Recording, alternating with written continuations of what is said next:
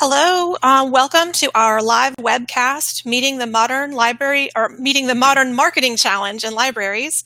I'm Leah Heinze, Executive Director of the Charleston Conference, so welcome to everyone joining us here today.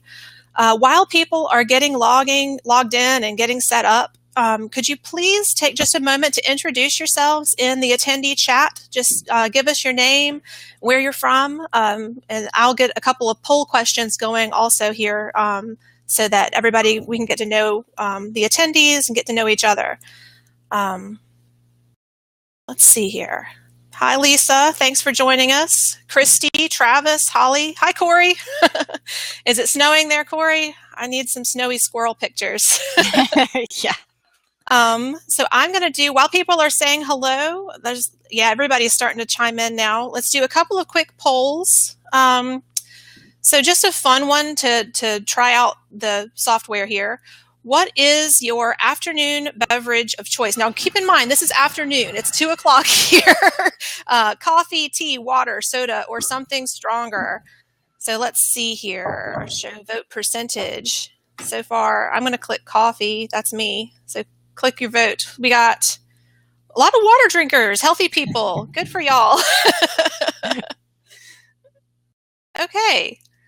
So now that we're all familiar, that one person, there's got to be one in the crowd, something stronger. So afternoon beverage of choice, the leader so far is water. Let's see here.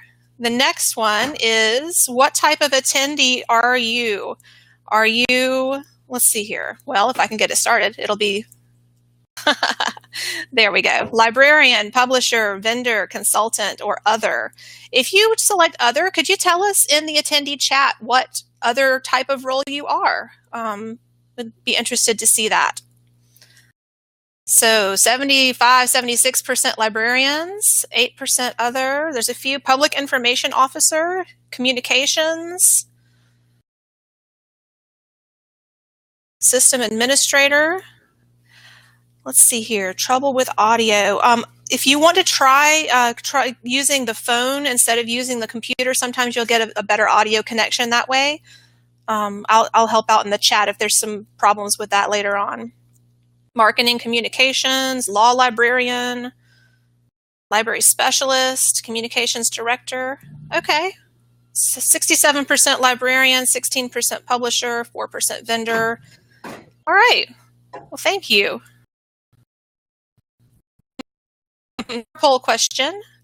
We'd like to know about your organizational role within your company. Administrator, manager, director, public services, collections, tech services, marketing, sales. And again, if you select other, let us know what that is in the attendee chat. Education and outreach. That's a nice mix. Look at that. It's pretty balanced. Mm-hmm. Resource librarian, systems librarian. That's amazing. Look at that. Mm-hmm. Pretty well balanced all across the boards there. Campus librarian, tech services, admin. Okay, well, thank you very much for participating in the polls and for giving us a little bit more information about you as attendees. This presentation will run around 45 or 50 minutes, and we're going to have a Q&A session afterwards. So you can use the ask the presenter a question button. It's a green button with a question mark icon in the top center of your screen, or you can continue to use the well. This presentation is being recorded, and we're going to make the video and all the slides available after the probably by Friday at the latest. So if you miss a piece, if you have to leave early for any reason, recording will be available. And thanks again to all of you. Our presenters today are Jill Stover Heinze, who is Director of User Experience at the University of Virginia Library, and Arna Almquist, Dean and Associate Provost for Learning Sciences and Technologies, Dean of the Library at Northern Kentucky University. So I'm going to turn it over to Jill now, and she's going to handle her first portion of the presentation. Thanks, everybody. Okay, great. All right, so let me switch over here. Welcome, everybody. And thank you, Leah, for that introduction and for you all for making the time to join us today.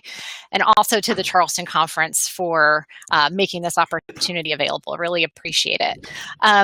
So want to talk a little bit about the impetus for this webinar, which relates to a Charleston briefing book that I wrote called Library Marketing from Passion to Practice.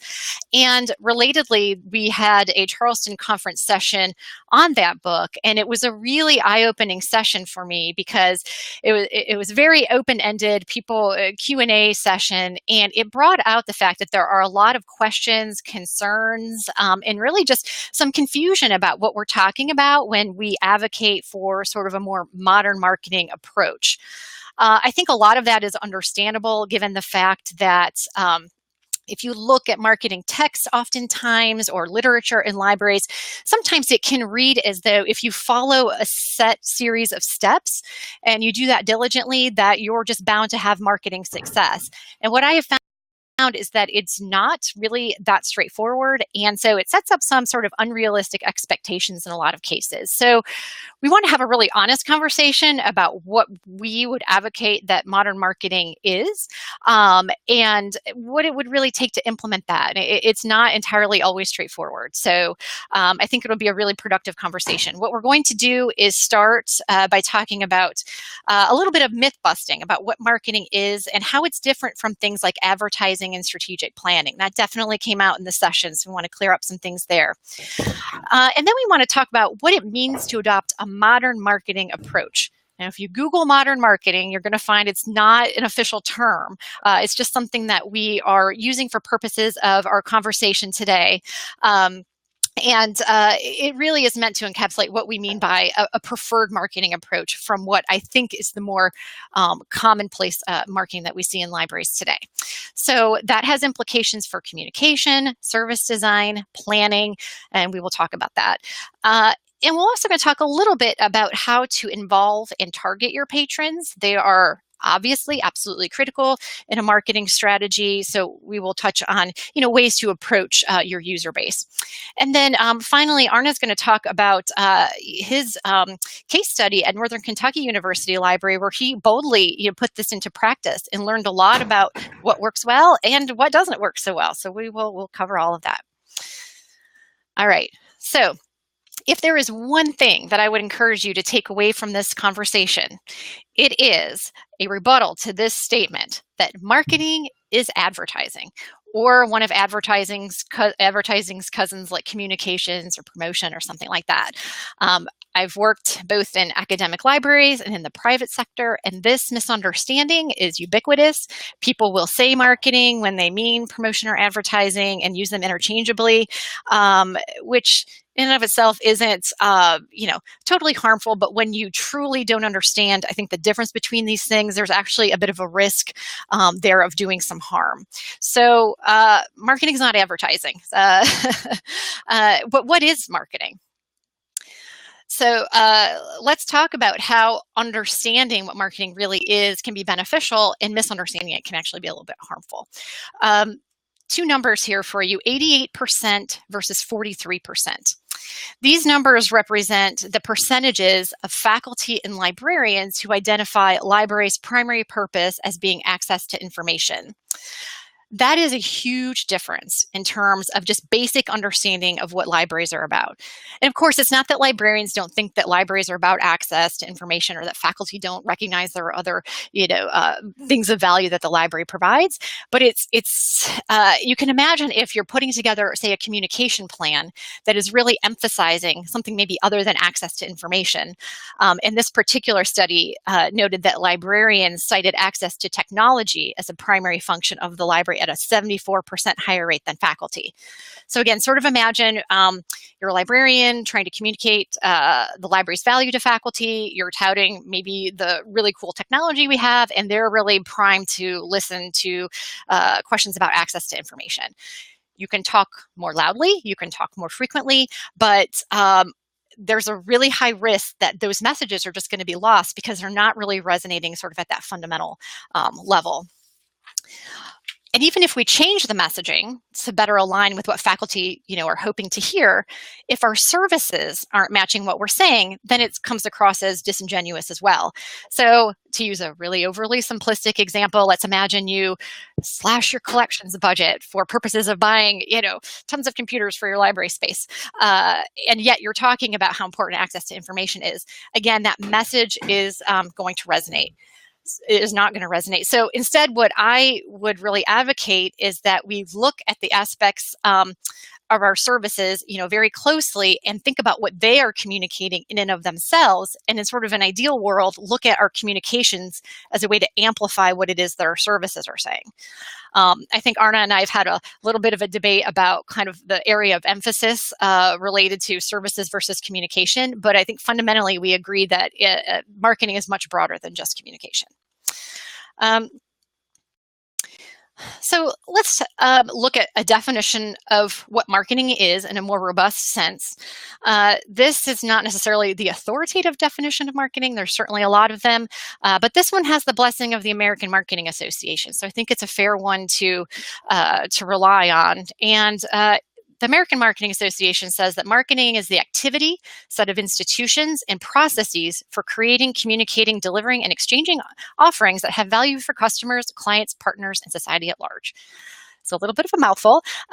Just to break that down a little bit, marketing is the activity, set of institutions, and processes. So you can see that in this, it's the planning and the actual creation of marketing, marketing deliverables that's important, not just the end product. So it's not an ad, but it's really these activities that come together to fulfill a marketing plan. Also communicating, delivering, and exchanging offerings. So again, here, it's not just the communicating, but it's the creation piece, getting it to the people who need it at the right time and place. And finally, and very importantly, these offerings have to have value for customers, clients, partners, and society at large. We're going to talk a lot more about each of these pieces, but it might be surprising for some librarians to read that, an association like the AMA is indicating that, marketing is also about benefiting the society as a whole. There's a lot of bad marketing out there, but I think that people who are doing it well really do care about all of these stakeholders, and librarians sort of naturally care about what benefits we bring to society at large. So there's a really nice sort of philosophical fit with marketing that I think librarians oftentimes, it's kind of easy to forget that. So we're going to go a little bit more granular now that we've kind of have this definition of marketing to fall back on, and we're going to look into these building blocks of a marketing plan. And I'm referring to them collectively as the Ps. If you were to pick up an introductory marketing textbook, you would almost assuredly see at least the first four listed here: product, price, place, and promotion, referred to as the 4 Ps, or in other words, the marketing mix. And these, again, are the elements of a marketing plan. Product, in our case, we think typically about services. So that's what that's referring to.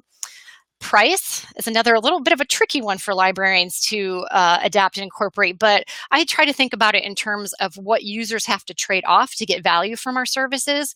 A lot of times that is their time.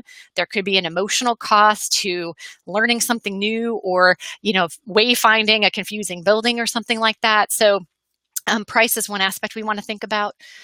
Place, how we actually deliver services to people. Are these online services? Do people have to come to us? Do we go to them? Those kinds of things. Promotion is the one that's the most visible. That's, what we are telling people in our communications. And then the final three are three that marketing texts will sometimes throw in recognition of the fact that more and more products are actually services. So you do want to be mindful of the people who are providing the service. Are they the right folks to do that?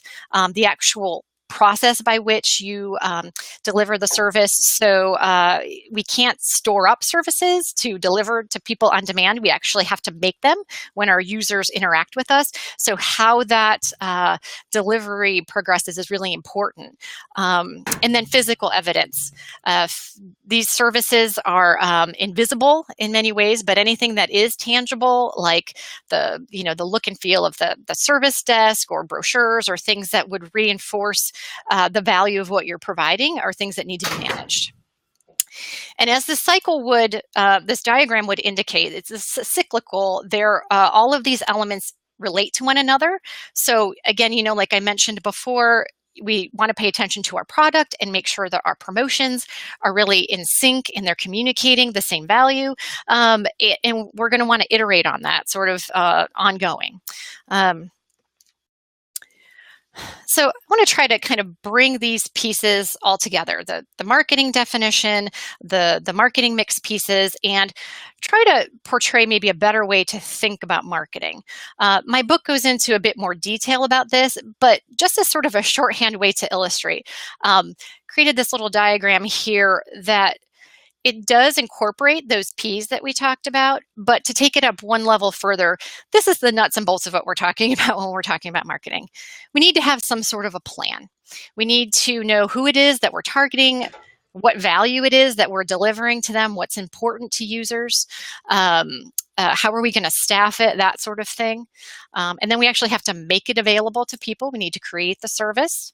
And in the case of services, we're often doing that at the time a patron comes to us, like say a reference transaction. We're going to deliver that service in any number of ways. We talked about online, offline, those kinds of delivery mechanisms. We're going to tell people about it, of course, through the promotion. And then we want to have some means to evaluate our marketing effort, whether or not we're close to hitting the mark. And I find that is a little bit tricky because in the private sector, we have the luxury, I guess, for better or worse, to rely on profits as one measure that's pretty clear as to whether or not something is doing the job that we hope that it does. A little trickier in libraries without something so definitive. But, when you're looking to create a service like, say, a webinar, and you're going to be looking at things like attendance and satisfaction and things like that. So think about the value you're trying to gauge, and then what would be some good proxies for letting us know if we're doing a good job or not. And then, of course, that all feeds back into the planning cycle again, and on and on. So it's an iterative process with these sort of basic elements at the core. And in the middle of all of this, I would be remiss if I did not mention that we have users whose needs we're trying to satisfy. As I talked about in the example with a potential disconnect between faculty and librarians, we need to really make sure that all of these elements are aligned and working together to support that value we're trying to make for people, and that it's not our value for us that we're trying to create, it's for our end users. And this is all happening in a context of our library's mission, vision, and values. So as I said, no, we're not trying to invent services that make us happy, but and I find this a tricky thing to negotiate oftentimes, but it's important to recognize what we are uniquely able to offer. We can't do everything for everybody, but there are certain things that are really core to who we are, what we represent to users, that I think we should, live through our services. And so we don't just do this in a vacuum, and we have to negotiate when we should make trade-offs and when it's important to stay true to the mission. Again, not an easy thing to do, but I think it's important to recognize. One of the questions that I had at the Charleston conference session that has really stuck with me, I can't let go of this image of a woman who stood up in the audience, and I believe she was in communications. And, I think some of this really maybe struck her as intimidating. She said, I'm not going to do this. This sounds a lot like strategic planning. I assume that the pieces of understanding user needs and planning accordingly, all that's happened, and I'm not going to do this.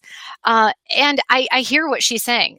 What I hope would be reassuring to people is that, first of all, this is different from strategic planning in the sense that strategic planning happens at a higher level, and it's really intended to define the overarching organizational objectives and how those are going to be fulfilled.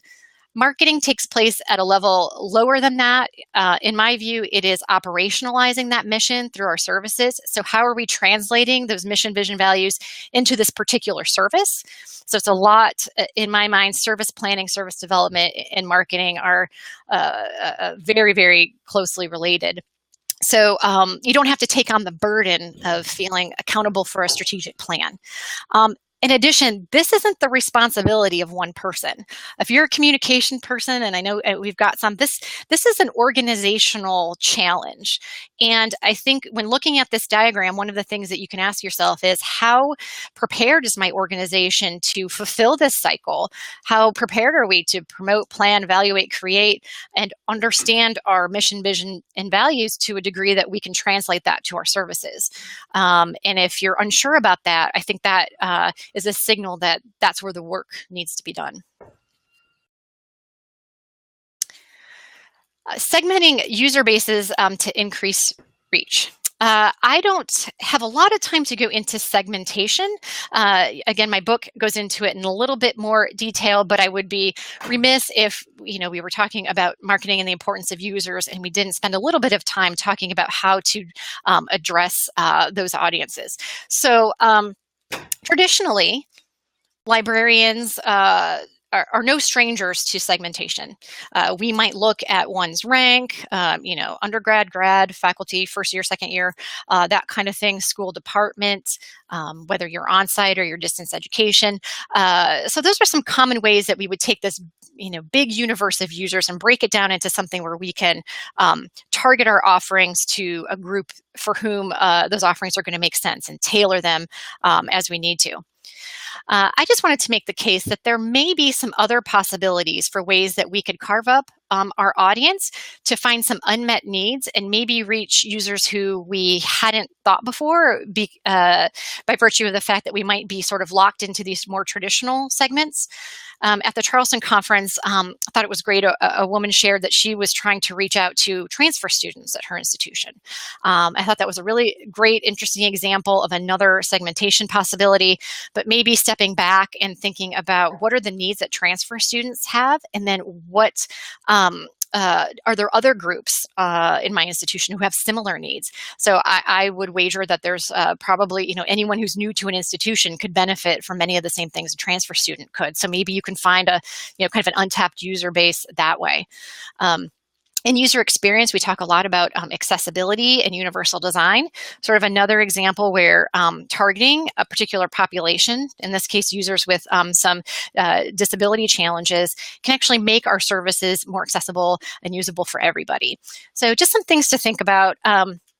Not every segment is created equally, so I would caution you that it's not as simple as just picking a group with something in common and targeting that way. But there are some readings and references that I think will help you with that, and I know I'll be sharing the slides after this presentation so you can take a deeper dive. But again, another idea to perhaps increase our reach.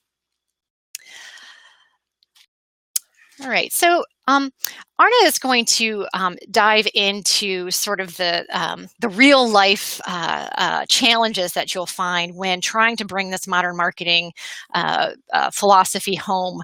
But I want to try to tie up some of the conversations that we had so far. And again, this is not the task of one person. This is an organizational challenge.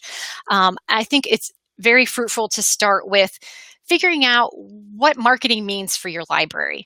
I talked about a lot of elements like, for example, price. Well, I think there's conversation that needs to be had within our libraries about what does price mean for us? Do we really think it's about saving users time, or are you saving users time in different scenarios, or maybe it's something else? But, I don't want anyone to think they have to force fit themselves into these marketing terms and frameworks, but it's really about making it work for us. And I think we need to have a lot of conversation to make that happen. Designing services to sell themselves.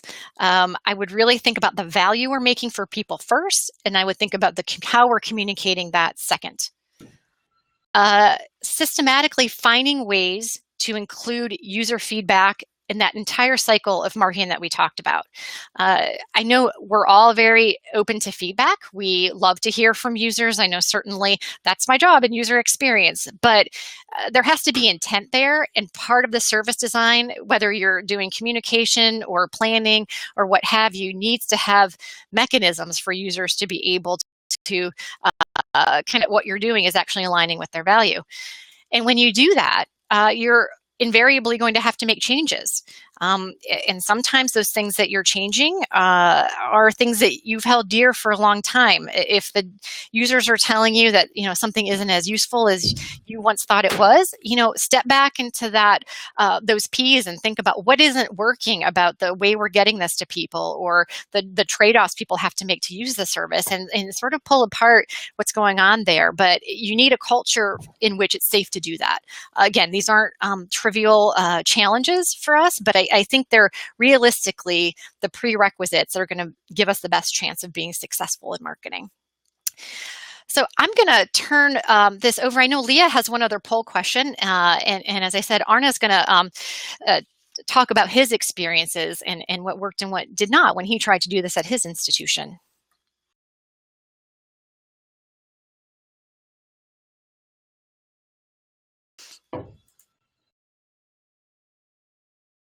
Okay.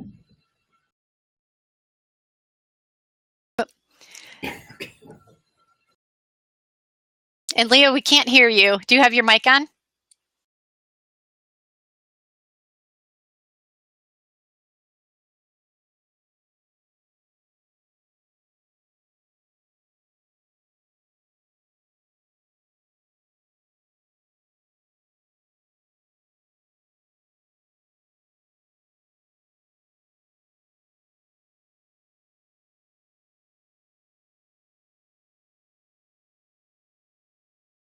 Can you hear me? Leah. Yes, we can hear you now. I don't know what happened, but it looks like the polls are going okay. Yeah. Biggest obstacle to marketing in your organization, and unfortunately you can't choose more than one, is what I was going to say. You have to pick just one, the biggest obstacle. And then tell us in the attendee chat if you select other. So thank everybody for go ahead and participating without me being there to, to talk about it. Time, all of the above. Budgeting and staffing, marketing experience, not enough time. Time's a big thing here. Yeah. So it looks like about 48%, 47% are saying insufficient budget or staffing resources. That's the biggest one. And then for the other, Corey, biggest obstacle is the need to be patient. That's a good point too. Services take a long time to implement and be embraced by the community. All right. So that looks, I think everybody's about finished there. Thank you. No clear strategy. What's the purpose? All right. Well, I'm going to close this poll then. Thank you again for participating. And I'm going to turn it over to Arne. Thank you. Okay. Let's see.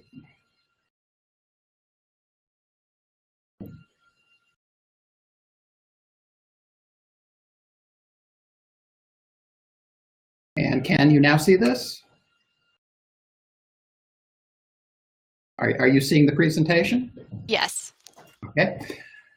So I thought that I would start off by giving you a little bit of background on the institution and the library. To begin with, we are a regional comprehensive metropolitan university. We're suburban to the Cincinnati area. We serve greater Cincinnati, northern Kentucky. We are a mid-sized to large-sized institution with just under 15,000 students. We have a good mix of programs from undergraduate to graduate to doctoral programs, and we actually have a law school here as well. And then we have 2 legacy associate degrees as well. And the campus library, we have about 40 full-time faculty and staff members, a large number of student workers. And our areas of excellence include our Patent and Trademark Resource Center. We're one of 2 in the state. Large government documents, something called the Teacher Resource Center, which serves our educational students, teachers in the area, and homeschoolers. And then finally, Special Collections and Archives, which has a huge collection which tells the story of the history and heritage of people of this region. Looking at Steele Library, we've approached our strategic initiative a little bit differently than many academic libraries.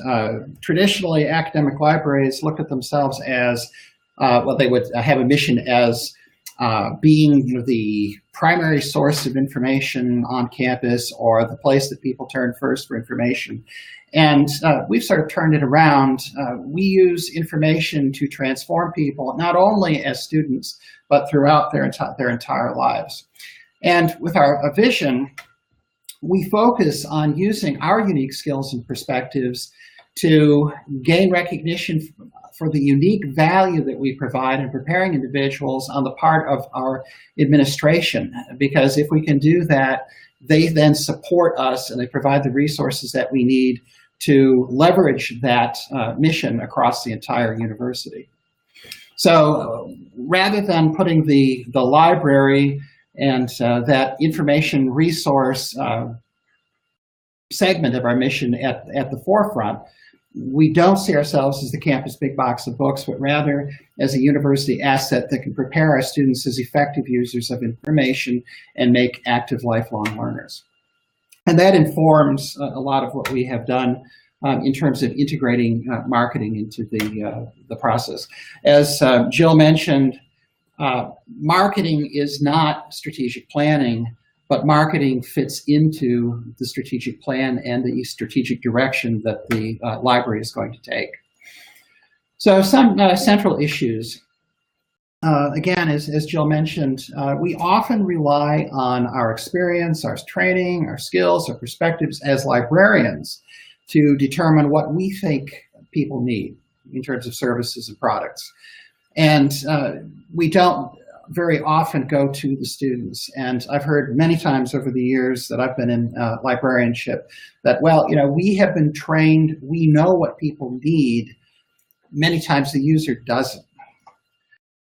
But if you go back as far as the 19th century, we find that the idea of listening to users and then building our services based on their real and perceived needs, that's not a new thing. 1876, Samuel Swett Green, one of the library's pioneers, pointed out that librarians, rather than building collections based on their knowledge of the classics or to build up a storehouse of the world's knowledge, that they should listen much more closely to what users said that they wanted or needed. And this was particularly germane at the time because the library in the 19th century was considered to be the people's university. It's the place that people went to find the knowledge that they needed to better their lives economically. So when we do this, we create services, we do things that we were taught in library school, we create services that we feel comfortable with providing, they're traditional and so on and so forth, and then we often have to sell those services to users. We have to convince them that they have value. We have to acquaint them with what they are. And then we also feel that we have to sell ourselves to the central administration. And we do this to justify the resources that we receive. And I would say that as we look at that exchange of value and cost and price that Jill was talking about, that in many cases, the cost to us, or to our users, is in the lost opportunity costs because we can't do everything. The opportunity cost of providing one particular service or over another, and another bit of the value that the users bring to us is their usage and their support as we work with the administration, our funding groups, to provide the resources that we need to keep going and to better improve services to all. So what's the answer? To move from something called a production orientation to something called a marketing orientation. Now, the production orientation is what I was just describing, that in the library, our products, our information resources, or our services are based on tradition or on library's expertise. For example, building collections based on the methods that we were taught in library school, or the various reference works that are out there on building collections aimed at certain clienteles and so on and so forth, rather than what you're seeing in many libraries today, which is a much more user-driven acquisitions model. Going, in this case, straight to the user to determine what part or a good part of the collections will look like. And again, the result is that when we do it, we end up, in the case of collections, with shelves of materials that may never circulate. And the opportunity cost is the millions of dollars that go into buying things that go on the shelf that then never come off the shelf. A marketing orientation, on the other hand, means that the focus is on the user. Information resources or services offered are based on the real and the perceived needs of the user. So, we talk about this real and perceived needs. We ostensibly know the real needs of the user because we've been trained in library science, information science. But in fact, the users have real needs that they understand themselves. On the other hand, they also perceive certain needs that through our expertise and training that we can fulfill using our knowledge, but we have to know those perceived needs before we can address them. And then instead of having to push, market, advertise, or whatever the services to those people, we can then make them aware, and they're much more liable to understand the value that the services bring to them.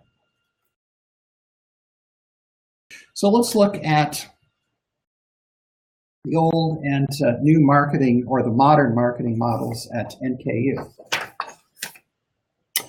So the old marketing model is a model which is unidirectional in general in its outputs, in its information. And again, another thing that Jill mentioned was the concept of marketing as communication. And the traditional look at marketing as PR, promotion, advertising, etc., yes, that represents one understanding of the word communication. But the act of marketing itself, particularly that we've applied at NKU, is a multi-directional communication process.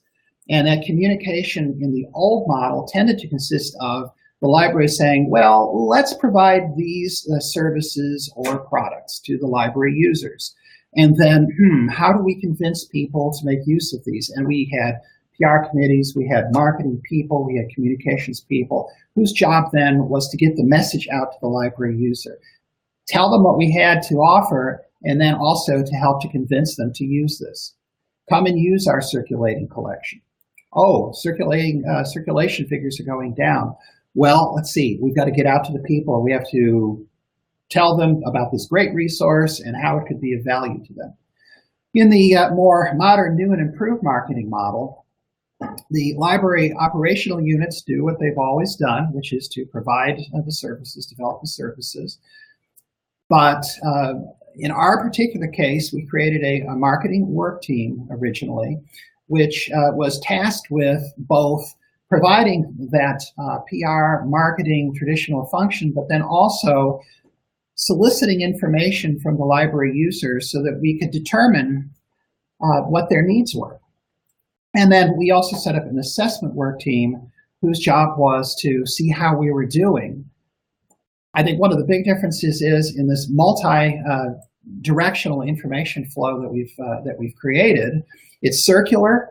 It goes from the library to the library users and back again. But it's also cross-unit within the library. So the marketing work team, the assessment work team were meant to work very closely together. And please note that this is a picture of the operation that we built, but this is also a theoretical model as well. And there may be different things in these boxes. There could be a marketing person or a PR person that sits over here. Assessment may do the complete job of assessing both needs and the performance that the library is providing. So in the library at NKU, we implemented this by creating these two teams.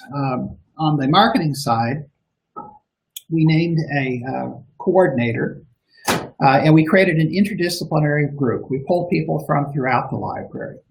And we made sure that the various operational areas of the library were represented on that marketing work team. And it was a marketing work team to make sure that it wasn't a committee in the traditional sense, because we wanted it to be integrated more fully into the overall library organizational structure. So in our particular case, the coordinator for the marketing work team was a trained communications specialist, and actually a person who teaches communications along with being a library faculty member. The coordinator for the assessment work team was experienced in the traditional measures that we use in the library, and also the functions of the database products and so on that produced usage statistics and so on, since we base a lot of our access and our collection development on cost per use metrics and so on. And that person also had an understanding of the statistical reports that we had to provide to various agencies on an annual basis. The purpose of the teams was not to tell the operational units how to do their job. They were instead to serve as a resource. They were to do certain tasks, certain projects for the library as a whole that would be offered centrally, but at the same time, they were to provide their expertise and coordination of efforts to the different functional work units. And one of the things that had led to the creation of this structure was the fact that our research and instructional services unit, for example, would do some assessments, some needs assessment, various other things to determine whether we were meeting needs and how we were meeting needs and so on and so forth. It tended to be on a fairly primitive basis because that wasn't the primary function of the folks that were involved. And then we'd have another unit that would do a similar thing and so on. And so we wanted to bring more professionalism to those efforts. And then we also wanted to make sure that people weren't working at cross purposes and that we didn't have too many surveys out there so that we would be giving our users survey fatigue and we wouldn't be able to get the information that we wanted. Also, in terms of implementation, the first tasks, and this was several years ago, were sort of foundational. And they would fit very much under the traditional way that people would frequently look at marketing and PR, et cetera, et cetera. So, for example, we had issues surrounding some of the communication channels, the print materials that we provided, brochures and handouts and things like that, varied widely in quality. A lot of times the messages were not consistent. Units and individuals held ownership of various communication channels, such as, for example, brochures and web pages and so on. And the brochures had become the property of individuals within the library or units within the library. And whenever a move was made to try to standardize or to improve the appearance and so on, people would get very upset, and we'd hear that the academic freedom was being challenged and all of these other various things. But that inconsistency hurt our ability to get our message out. So they concentrated on these channels, professionalizing, standardizing our print pieces and signage, moved to a concentration of our electronic channels, the website. We didn't have digital signage at that time. That was one of their early charges as well. And then for assessment, we did an awful lot of stick counting. And we were providing a lot of information on frequency. When we would do reports to the administration, it was considered important that we had done this particular operation X number of times. And we began looking and asking them to look at various other ways of assessing user needs and developing experience in the area of assessment and looking for different ways of seeking information and different types of information that would help us to illustrate our impact, to determine what people needed and how well we were meeting their needs. And an early project where we were able to combine both of these work teams working together was on LibQual, and that's a misprint. It actually should be the LibQual Plus for the year 2011. And we had some early tangible successes. The print communications were improved immensely. The chair of the marketing work team, as I mentioned, was a communications person, and she took charge, and with the team, they contacted the individuals that had the brochures and so on that were out there, brought them in, and worked with them, helped to develop comfort, and help to move away from this feeling of a need to tell every bit of their story in what was supposed to be a brief communications piece or handout that was just meant to acquaint people with the existence of such and such a service, and then to refer them either to the people or to perhaps the website where they could get more in-depth information. They began working with the NKU Marketing and Communications Unit on campus, which they're marketing professionals, and instead of the very amateurish quality pieces that we had had previously, they were able to pull these things together into a common look and feel and give them a very, very high level of polish. And we were able to very successfully move the ownership of the documents from the library to individuals. And this was great because this enabled us to look at all of these various tools or all these various publications as a set of integrated tools for the library as a whole rather than for individual services. And we were able to improve consistency of message and so on. A longer-term project, they were assigned to work and to develop a plan to recreate our website. I had heard from one faculty member in particular that this person relied on our website, used it heavily, but mentioned that it was exceedingly difficult and that she had had to spend hours teaching herself how to find things within it. And then we also concentrated on improving signage, which helped people to better use the library, but then also helped to improve on the professional level of our image. I mentioned LibQual or LibQual, very, very successful, strong collaboration between the marketing and assessment work teams resulted in greatly increased participation and statistically significant data from 2011 onward. As you can see from the 2004, 2006, 2009, we had very, very little input from students and faculty and staff who took that survey. 2011, 2013, and particularly 2017, we have seen radical improvements in that. And on the marketing side, the marketers began using the entire resources of the library, such as our student workers. Our student workers became a survey or a sales team that went out to where the students were, where the faculty were, and solicited responses, handed them a tablet, and they were able to answer that survey.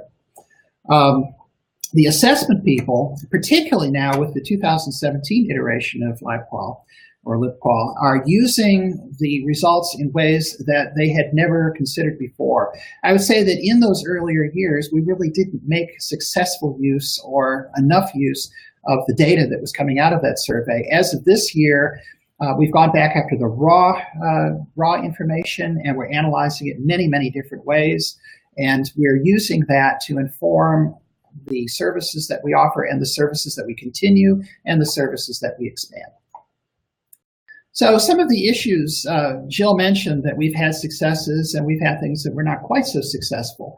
And these go back to the structure rather than the theory. I would say that in the end, the theoretical structure has worked very well. It's the organizational things, the people and so on, where we've had some issues. One of the things I was warned about early on, we had a consultant that worked with us on our most recent strategic plan, and he mentioned that marketing teams in industry tend to try to begin to drive the organization's agenda. And we did find that working with the marketing work team that we had. And this goes back to that original charge was that they were not to tell the various areas how to do their jobs, but rather to provide data, to provide input, and then to help them to get the message out. We also found that we had, by splitting the assessment function, providing the need or moving the needs assessment to one team and then having the rest of the assessment done by the other team, that split made it very, very difficult for the process to work successfully. And so in the meantime, we have moved all of those functions back under the assessment team, including the needs assessment. Internal communications were difficult, and some of these were, again, driven by the way that the teams were built. The assessment work team, I would say, has been much more successful than the communication that happened on the marketing side initially. And I'm talking here not about communication with the people outside, which worked very well, but communication between the units inside the library. So in the model, the assessment work team has worked, I think, better. It's been a little bit more productive. And so for now, we've actually gone back to having a single marketing person. That person has experience in journalism and understands how to get the message out and so on. That person then collaborates with the assessment work team that does the work of assessing needs and assessing our performance. Long-term success. We have made that shift from production to user-centered orientation, and I think that that certainly shows itself in our most recent strategic plan, that move towards centering our people within the mission, and then looking at our users, particularly the students, in a much more, well, centered on their lifetime rather than their time here as students. We've got better coordination within the units in terms of marketing and in terms of the materials that we produce, the message that we get out.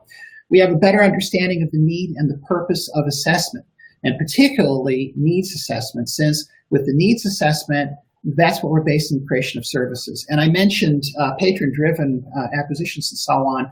Our collections we develop in much different ways than many traditional libraries, in that we've created a one-stop service that we call Source Finder that combines document delivery and interlibrary loan and also a patron-driven acquisitions model. Until this year, when we had some budget pressures, that was how the majority of our collections were developed. And we base the portion of our collections devoted to journals on cost per use metrics. And this goes directly to the user in terms of developing that resource. We're developing new measures. We're making better use of existing tools such as LibQual Plus. We spend enough money on it, we need to get value from it. And our marketing materials are much better. And that is it for me.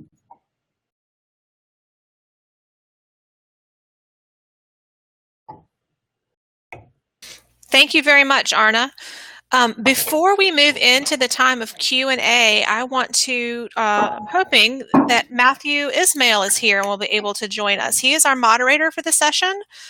He had some technical difficulties. Matthew, are you there? I am here. Wonderful. Thank you for joining us. So Matthew is the Director of Collection Development at Central Michigan University, and he is also the Editor-in-Chief of the Charleston Briefings. Jill's book is one of the titles that were released last year, introduced at the Charleston Conference. So Matthew, if you are able to share your webcam, you can do the intro there and moderate the Q&A session. There you are. There we All are. right. Thank you, Matthew. Take it away. All right. Well, I just wanted to say quickly, thank you, Leah. The Charleston Briefings is the series in which Jill published her book. It's just a brief book series that publishes in various topics related to the subjects of interest to the Charleston Conference, to people like librarians, publishers, and vendors. And, you know, we covered all sorts of topics from library marketing to the reform of peer review and scientific publishing. And what I would describe the Charleston Briefings very quickly, I would say that the briefings are to business books what novellas are to novels. They are standalone nonfiction books that make the point in fewer words. So that's enough of that. Do you have questions you would like to ask? Now I'll figure out this technology.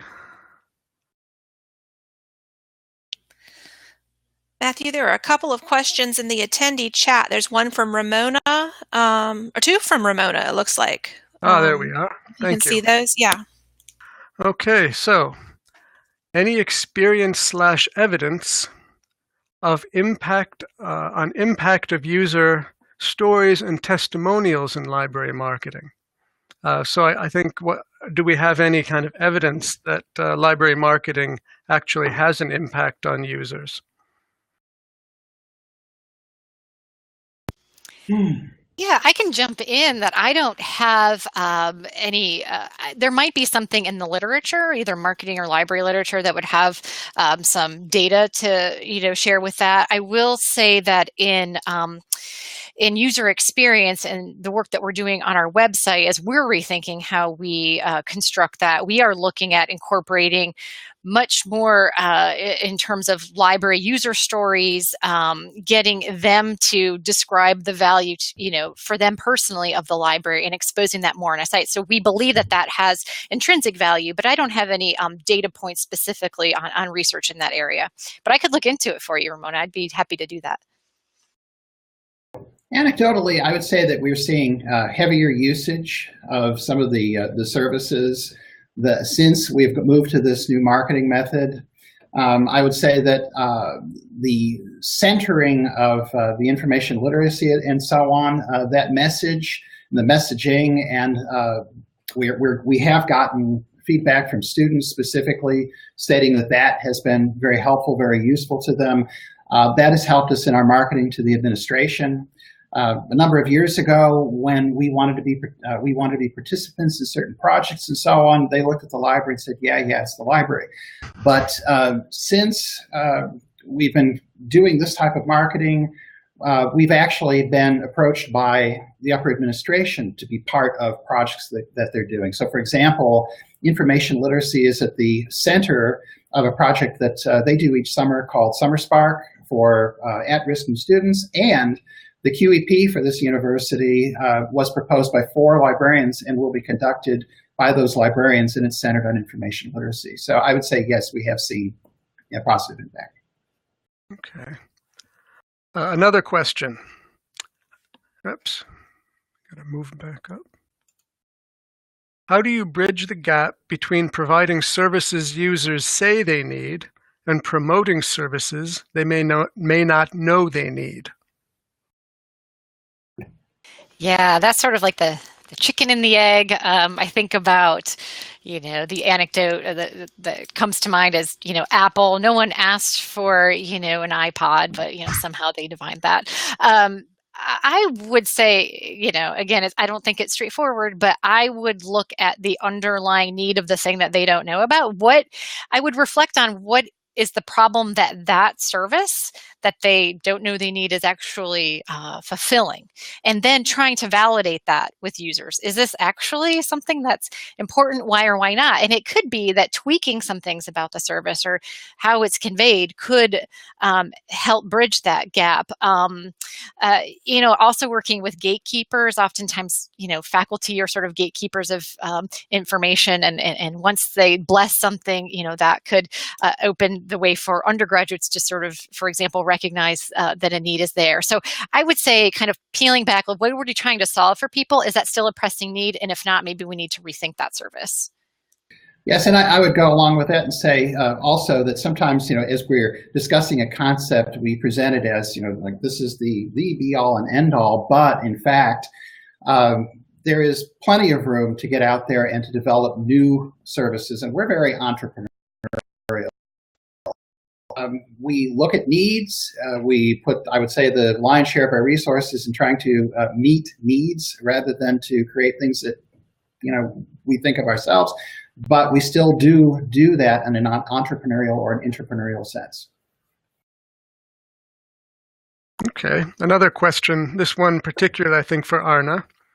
Do you have other methods of assessment at NKU than LibQual?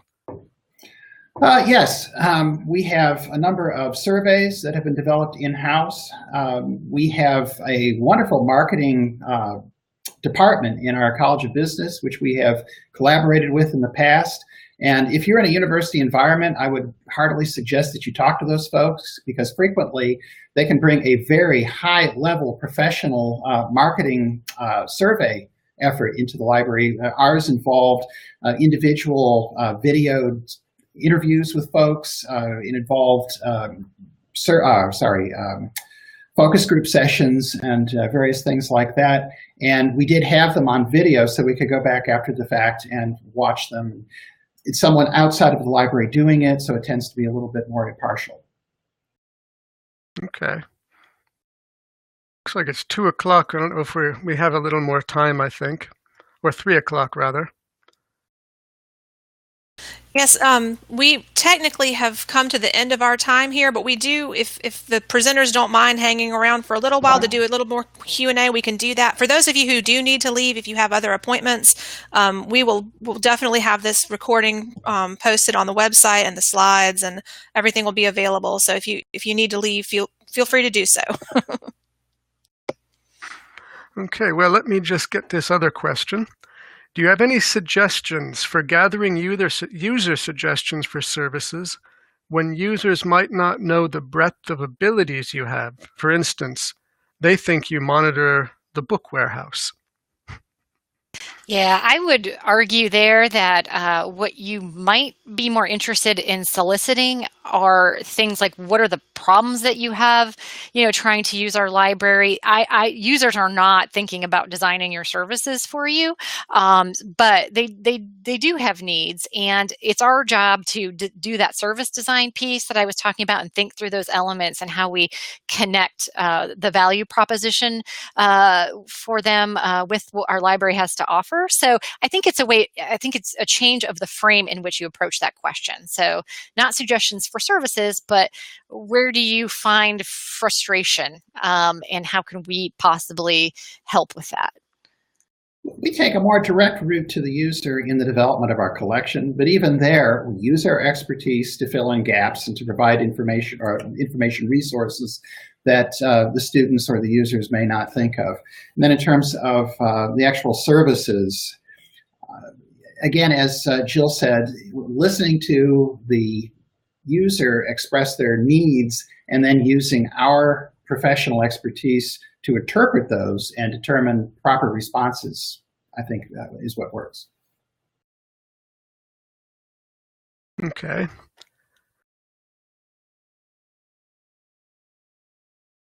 How do you promote specific e-resources or databases to your patrons? Are there ways to let users know that these resources exist? Lots of traditional ways of doing that, through newsletters, through the website, new at NKU, the such and such database, working with faculty. When we worked with our consultant for the strategic plan, he made it a point to tell us, you've got to connect with the faculty and you need to bring them in on the process of familiarizing students with the materials that you've got. Yeah, I would just add, I tend to think of things in the context of the web because that's my job, but thinking about how we curate those resources, I mean, throwing out like a mass message, oh, we have this new database. Well, oftentimes that's related to a particular discipline. Does that person care about that at that point in time? But where would a person be most likely to care about that information? So surfacing new subject-specific resources within a LibGuide or something might make a little bit more sense, or training people to cross-promote different resources as well. So there are multiple ways, but I would think through, when does it make sense and when is it useful for someone to know about that? Well, and let me also throw in that in this day and age, we have these wonderful things called discovery tools. And so you put the database out there and it becomes part of a grouped search, and people will discover it on their own. Okay, another question for Arna. At NKU, what were some of the library survey questions that were especially effective at discovering what services users need and value the most? I don't do that myself. So I Couldn't really tell you. I'd have to refer you to some of our operating people. Okay. Can just add, we do an annual user survey at UVA, and one of the questions that I'm particularly fond of, I couldn't rattle off the responses to you off the top of my head, but one of the things we asked, within the past 12 months, have you had a problem with the library? And if so, what was it? So open-ended, but it might suss out those things where we have blind spots. Yeah. Okay. Here's a libraries and vendors share a common need to reach the end users of our products and services. How do you see libraries and vendors partnering together in this marketing model?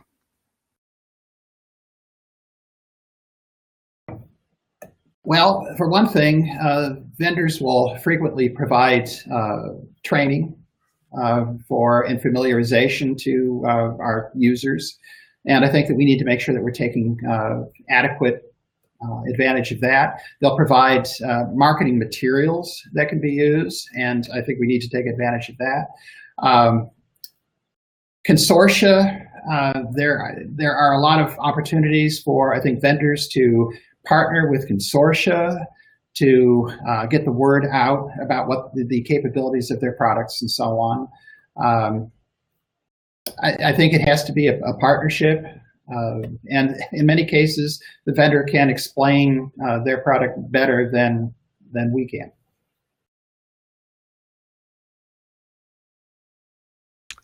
Okay, one last question. Our institution limits the amount of student surveys, so we contact the student council when we're looking for information from them, but sometimes this isn't quite enough. Any thoughts about how to gather information from the broader student community?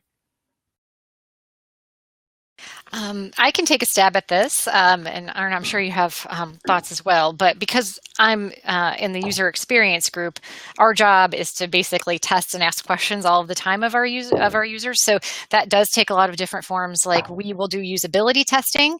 That is not by definition getting at the broader student community, but it is getting student input at all of the various times of our service creation and delivery. And we did something very simple just recently, is launched a print comment card box, which we hadn't used in a while. But I think that in terms of tangibility and being able to see we care about what it is that you have to say, we want your ideas, and that's a good signal. We're going to expand that eventually to put that on the web. So some of that is soliciting and not statistically significant, but I think it's still useful to plan on those feedback mechanisms throughout. Mm-hmm. And again, things that are not technically considered to be surveys, we'll use LibQual results that we try to administer that every 2 years, and then we'll use those to pick out particular groups that we might want to talk to more directly. Focus groups are not really surveys. Sometimes we can bribe students with various things so that they get some advantage out of it. So there are a lot of ways that you can solicit feedback without resorting to surveys. Yeah, and I'm thinking even of liaisons, and we do work through our liaison groups. Sometimes that broad feedback is useful, but oftentimes you want to dig into those targeted audiences and probe a little bit more deeply into their needs. So they are one channel through which that might be able to happen without running into those student survey limits. We have a University Library Advisory Committee, which is made up of representatives from the faculty and faculty senate, et cetera, and students. And so that's another way that we can touch base with individuals who then go back to their constituent groups and solicit information and come back to us. Well, good. That is all the questions we have. Okay. Thank you to Matthew and Jill and Arna for presenting. And again, for all of you who are still sticking around for the Q&A session, there's a lot of talk about surveys. We have our own survey that when the webinar is finished, you'll receive a survey. So we are really interested in feedback on how we're doing, suggestions for future speakers or topics. Thanks again to all of you for tuning in. The video and the slides will be available soon. We'll send a link to you guys when it's ready. Thanks, and have a good rest of your afternoon. Oh, and one quick thing, more information about the Charleston briefings that Matthew mentioned, about Jill's book in particular, is at charlestonbriefings.com. If you want to take a look, that tells a little bit more about the series in general and Jill's book in specific. So thanks again, everybody. Have a good afternoon. Bye. Bye. Bye.